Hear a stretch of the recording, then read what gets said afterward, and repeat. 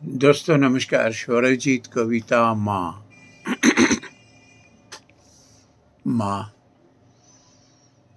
जब मैं बीड़ी पीते हुए पहले बार पकड़ गया था, आप मुझे डांटी नहीं थी,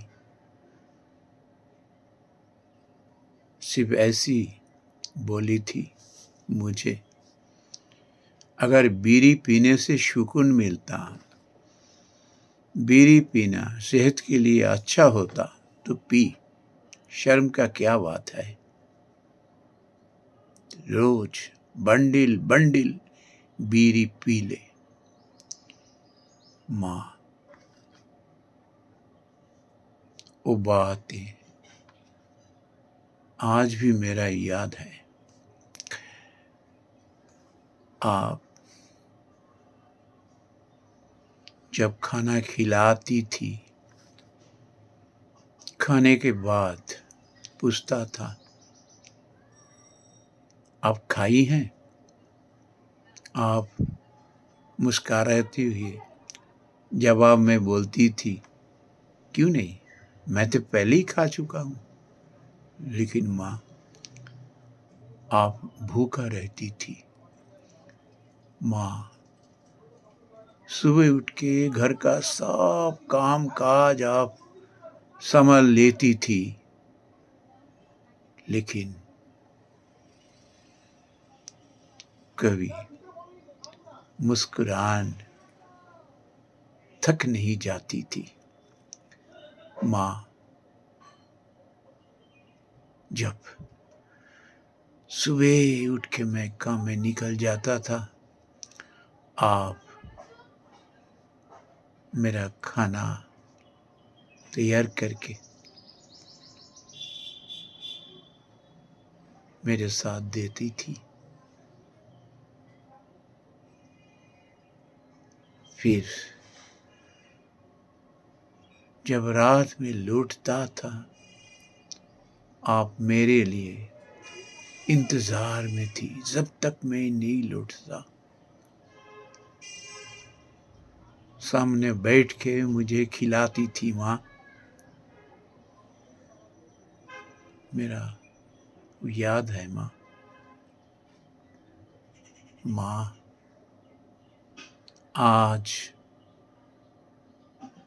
बहुत दिन बीत गए हैं, बहुत सालों बीत गए हैं,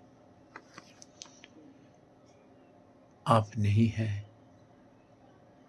मेरे लिए कोई नहीं है इस संसार में। जब मैं काम से लौटता हूँ, कोई मेरे लिए इंतजार में नहीं रहते हैं। जब मैं भूखा पेट में रहता हूँ, कोई नहीं मुझे पूछता, खाना खाए हो? माँ, जब मेरा दुख दिल में भरा हुआ रहता था, भरा हुआ रहते हैं, कोई नहीं मुझे पूछता। बीमार होने से कोई मेरा सर पर हाथ रख के भगवान से दुआ नहीं करते। माँ, मैं कब घर में लौटता हूँ, कब घर से निकल जाता हूँ, कोई मुझे पूछता नहीं, कोई मुझे देखभाल के लिए नहीं आता है। माँ, आप तो मुझे बहुत सुविचार दिए थे माँ, बहुत सुविचार दी थी। वो झोला में आज तक भरा हुआ है माँ, लेकिन वो बहते बहते मैं क्लांत हो जाता हूँ। आपका देखा ना हुआ, वो मार्ग में पकड़ नहीं पाया हूँ माँ। भटकते भटकते मैं चलता हूँ और आपको याद करता हूँ।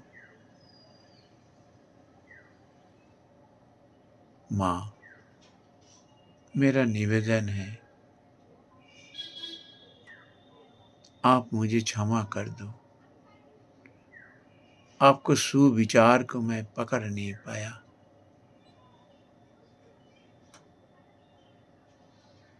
किसी को दोष देना